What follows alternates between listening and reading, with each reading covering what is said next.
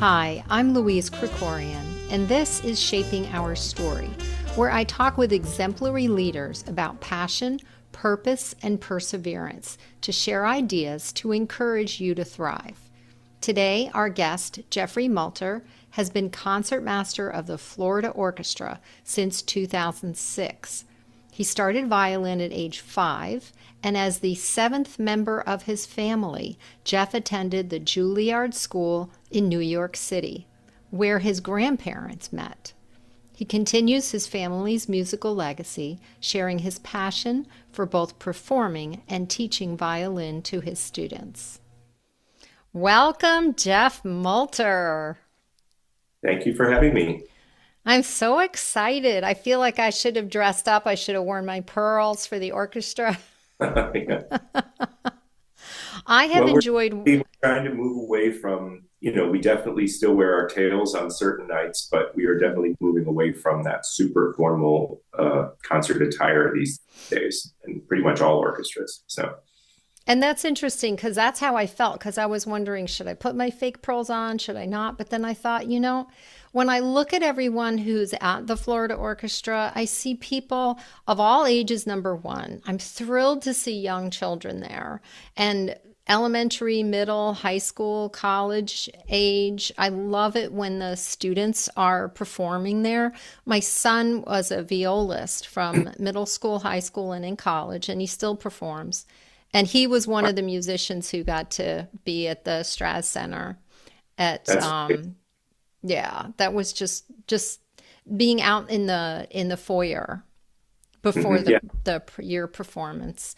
yeah, we do So things often, and they're very successful. Yeah, I love that. yeah, And I would like to encourage more young people to have an appreciation for this music. So we're going to be talking about your passion, your purpose, your perseverance, and then also what this meant to you as a child as well. I know you joined the Florida Orchestra as concertmaster in 2006, correct. and that actually means that you are one of 4 people who are a concertmaster, but you are the first solo violinist. Correct. Yeah. Right. Yeah, Okay. so we do share a lot of duties, the four of us. But for the big concerts, for a lot of the big solos, that's sort of me. I have to be on for those. And then occasionally there'll be concerts where I will rotate off and one of my colleagues will take over, often for like a pops concert or perhaps a special concert, a rock concert, with some of the interesting offerings that we do. But for the Masterwork series, where my boss, Michael Francis, our music director, is on the podium, I will be there. hmm Well, one of the things I love is sitting close to the podium, which is in the very front, which is not always an easy seat to get because you're right up front. You're Right. as first chair, you're right in the front of the orchestra, and then um, when you have a piano on stage, I love to sit so that I can see the keyboardist, the Right. pianist, the keyboard itself. But I found that sometimes the best seats are up in the balcony or the mezzanine so that you can see everyone. Yeah, I think sight lines are better up there, and also the sound is more blended up there as well. Just no Mhm. matter how great the concert hall is, if you're sitting right at the edge of the stage, a lot of people really like that, Yeah, but I prefer to sit more up and back myself. Yeah, right. yeah. Well, speaking of different places that you've performed, you debuted at the Kennedy Center, which is a wonderful hall, and you did that in 1993. So you were in your 20s when you debuted Mhm. as a soloist. You've also performed around the world. You've taught in Miami, North Carolina, Maryland, Ohio, and at Juilliard, which is a famous school of music in New York City.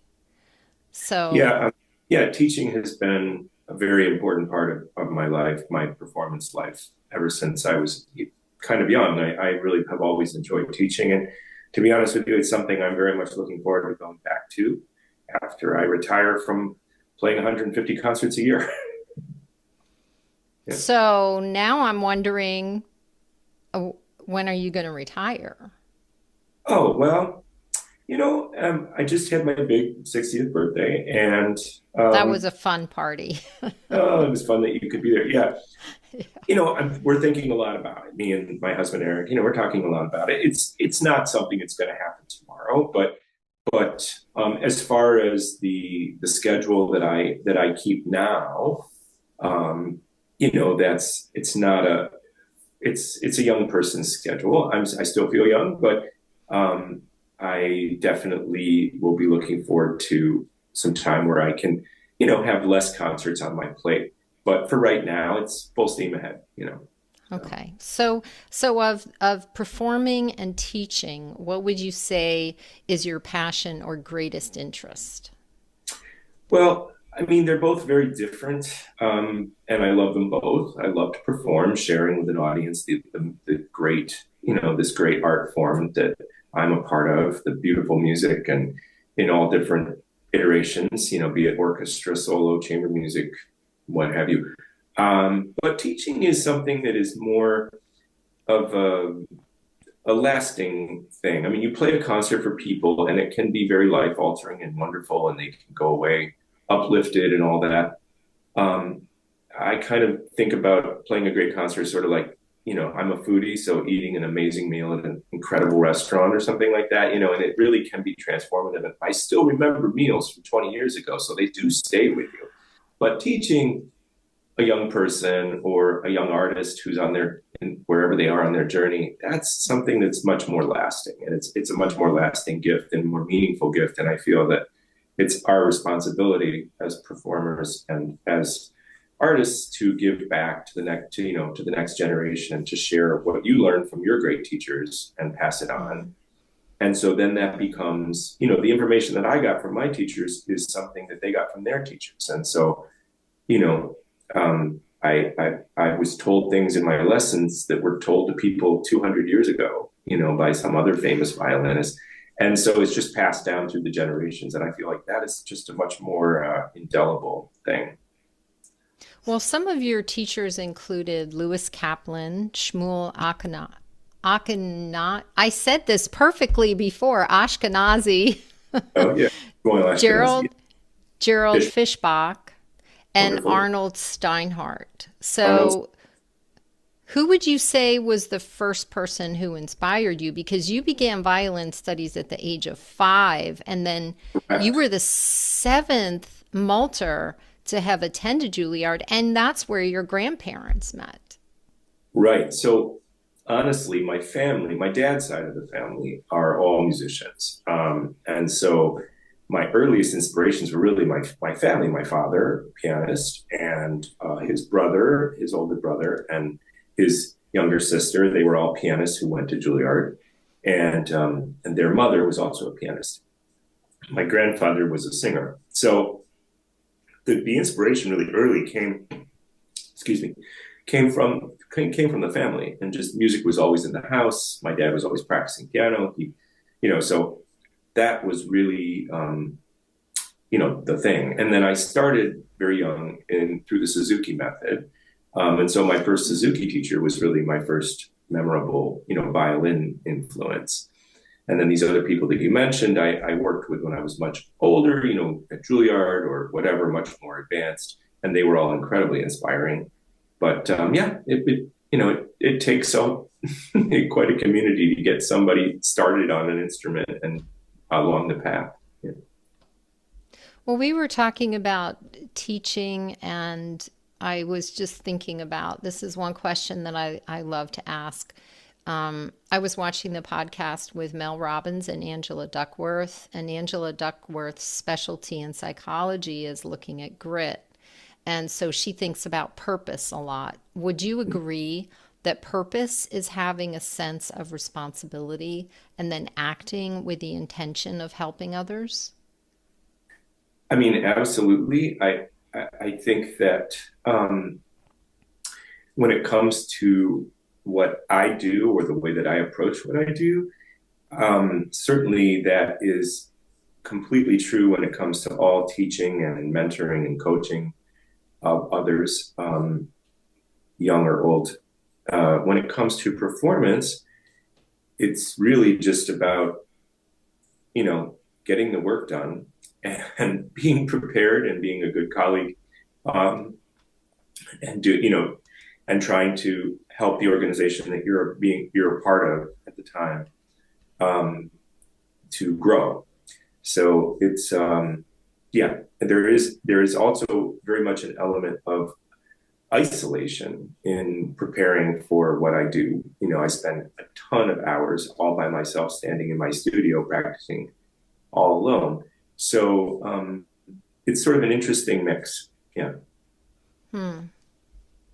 So I'm wondering if you wouldn't mind saying what your biggest professional failure was and what did you learn from it? That's an interesting question. Well, you learn from all your failures. I have failures, every single day. Every single time I try to get a shift to sound better or do something else, you know, and but you know, I never had one of those sort of epic fall on your face Hollywood moments, as a performer.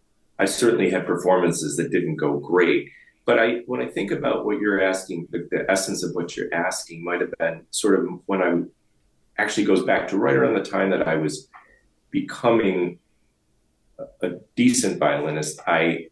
You know, I I auditioned as a younger person for Juilliard pre-college and didn't get in, and I found that to be really, really crushing. And it kind of made me re-examine, like, okay, I really need to buckle down and do some serious work here on my playing and clean it up and get it up to a certain level. So that may be the essence of what you're asking. It didn't happen as a professional, but it was a very, life-changing moment. And it's something that I try to work on with the students that I work with.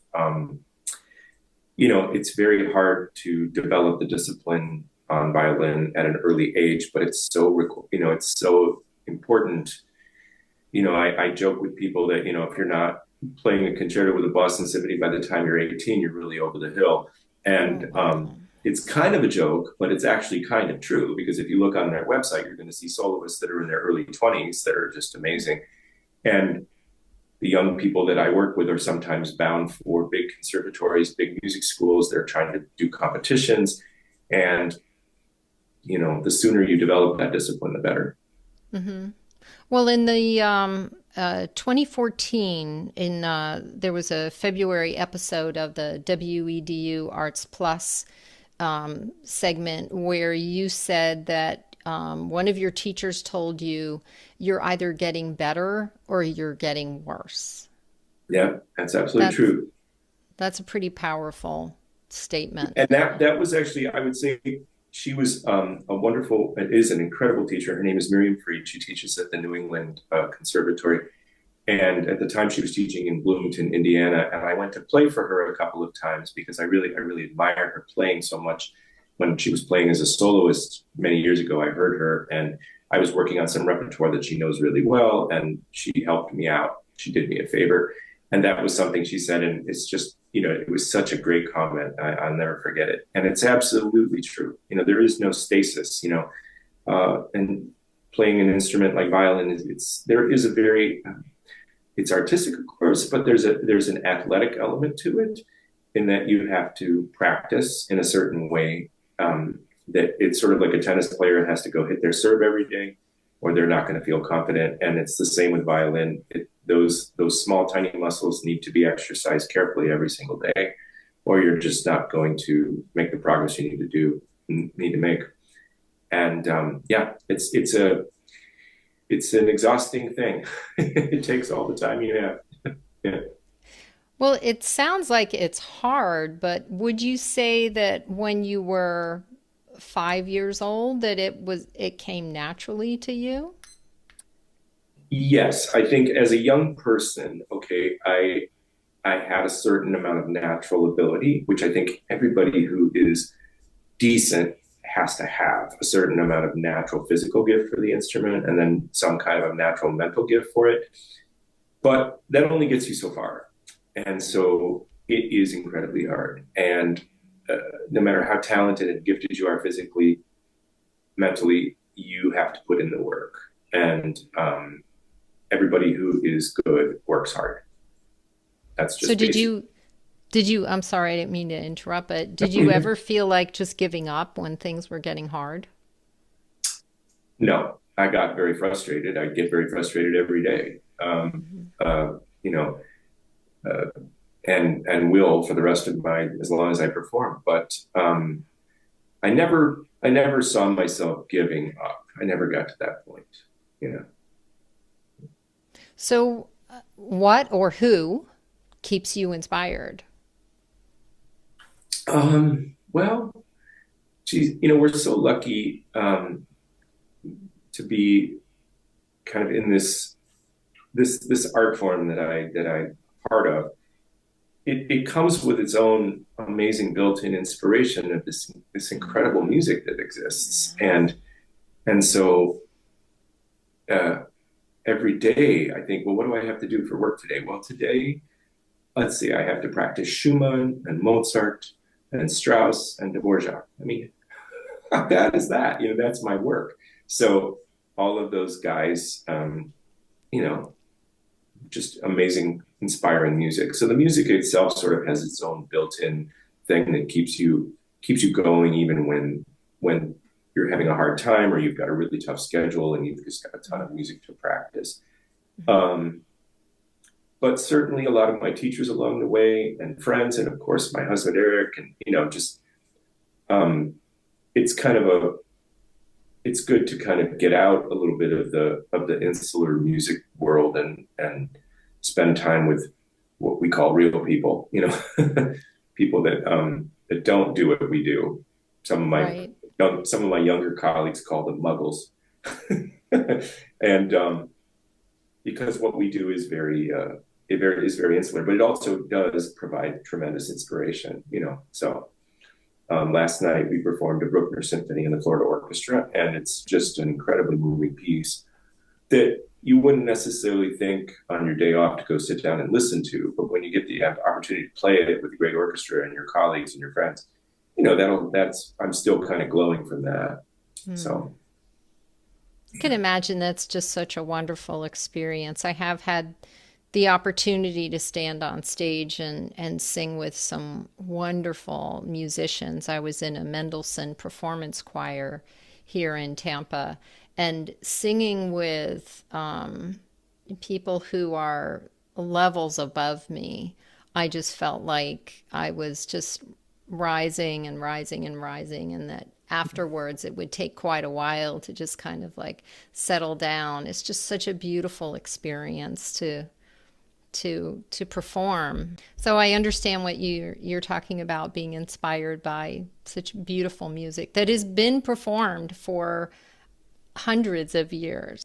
So what I'm thinking about is some of the things that you've done in the past. You've spent 1 week in New York City to perform and record with the All Star Orchestra, which was a special that was televised. And then you also coach students here in the Tampa Bay area. So, what is it that you're hoping to do next? well, I think that you know as maybe retiring from such a huge concert schedule becomes more of a reality, I really would like to get back into teaching. I really don't have that much time in my schedule now to teach on a regular basis. So when I am approached by students locally who want private lessons, I always say I'd love to coach you, hear you, get you ready for your audition, but I won't be available every week. And talented young people at that age need structure and they need a teacher to be around and available. And of course, you can do a lot of stuff on Zoom as we are now, but it's not the same. So I'm looking forward to having a schedule where I can get back into that. So whether that involve, I'm kind of hoping that maybe I will find a teaching job that suits me well in a few years that I can do till I'm dead. Because Well, what is, I need a project, Yeah, I understand that. yeah. What is your advice for someone who is just starting out? Well, um, you know, it's just to always, I guess, just explore the art form to the best of your ability at all times, and to embrace the journey of how to get better, whether that is, improving your physical approach to the instrument or your mental approach to the music. Try to I always tell my students, every composer that we play, living or dead. I mean, if they're alive, we're lucky because we can speak to them, hopefully, and get some ideas. But those who are no longer with us, which is many of them, you have to get to know them like they're a really good friend. And so getting to know somebody to the point where you call them a good friend takes time. And that is just a journey that is really fun, but you have to be really dedicated to doing that. So if you want to play a piece by Mozart, you have to be Mozart's friend. And that means, not only do you know that piece extremely well, you know all the pieces that he wrote surrounding it extremely well. You've read all of his correspondence about it. You've read everything that people have written about him at that time. You understand the politics and the societal pressures of the time that he was living in, blah, blah, blah, blah, blah. It's just, you'd have to immerse yourself in order to be able to speak the composer's language. So does that include to know who the composer was writing for? Absolutely, if that was the case. Yeah, some composers, of course, they dedicated a piece to this person, or they were writing something because of this happened to that. Other times, they might just be writing an abstract piece of music, because they had to have something. They were like me, they're under contract to perform something or get something done, and they have to have a piano concerto ready by next week, and so that's what they did. Mm-hmm. I think it's also helpful if you have the means to do it. If you maybe can do this with your school, or have the funds to do it, is to travel to the Absolutely. countries Yeah, where the composers lived, if that's absolutely. possible. I mean, yes, it's wonderful. There's nothing like standing in the church where Bach worked for many years and feeling that weight. It's wonderful. Absolutely. But you can travel if you don't aren't fortunate enough to be able to have a school trip that takes you to Leipzig or something like that. You can go there on the internet, and it's wonderful. I tell my students, I mean, as much as there are things about the internet that I'm really not a fan of, I Mm-hmm. think that as a musician, we are all amateur detectives, and we're always trying to uncover things. And it's very helpful. It's wonderful to be able to click on a link and go look at the manuscript of the Tchaikovsky Violin Concerto in Moscow, and see his handwriting and the notes that he wrote with people he was writing it with and all that. That's something. And then it's another thing to click on YouTube and watch the greatest violinist play the piece that you're working on. It's a Mm-hmm. free violin lesson. So that's a resource that I didn't have as a young person. And so I always encourage people to get the most out of that. Right. So we've talked about you rehearsing, and I think one thing that you've said before in another interview is that you rehearse about 8 to 9 hours a day when you're not in a proper rehearsal, so on your day off. What do you do consistently, either when you're rehearsing or outside of rehearsing? Right. Well, so we have a funny way of terminology when it comes to what we do in terms of the work we do. So when you're Mm-hmm. playing by yourself in your room, we call that practicing. I don't know why. Then when you get with other people, you call it rehearsing. I don't know why that is. It just is. It's just a Yeah. funny thing. So when Right. I'm practicing, I'm by myself and I'm working out problems or trying to solve problems, trying to get music ready up to high level performance. Consistently, I try to allow myself every morning or whenever I get started a 20-minute or so window where I can just work on the physical my relationship to the instrument, So I usually, often violinists, they do scales, piano, we do scales and exercises, that kind of thing. I do try to do those, but not in a kind of mechanical sort of do it the same way every day way. I try to find a way to use my technical exercises to work on problems that I'm experiencing in my playing every day, so that it's basically it's just a warm up. But I try to give myself that warm up time so that I'm not always just diving right in to the hardest stuff, which is really not a good idea. Sometimes it works out okay, but if you just pick up your violin and start trying to play the hardest thing that you have to do, it's a really good chance you're setting yourself up for failure there, and you're going to be very frustrated very quickly. Whereas if you warm up properly and give yourself a little bit of an on-ramp, things tend to go better. So I try to do that consistently. It doesn't always work because there's sometimes so much music on the stand. And just, if I have a rehearsal with the orchestra and I haven't looked at page 7 yet, well, it's going to be page 7. There we go. Right. Yeah. What do you play for fun that would just sort of, like, if you're stuck on a piece, you would just go to like Fiddler on the Roof? Oh, well, for fun, I mean, my goodness, the violin, there's so much wonderful music written for the violin over the hundreds and hundreds of years that it's been around. So, just depending on your mood, you could play some unaccompanied Bach, or you could play some Mozart, or you could play some stuff, more recent stuff, or some popular songs. You could play, something from the Great American Songbook, or, but basically, yeah, I wish I had time to do that and just say, okay, I'm just going to play something for fun now. Unfortunately, you just have to go get it, whatever, go get another cup of coffee and come back to the problem.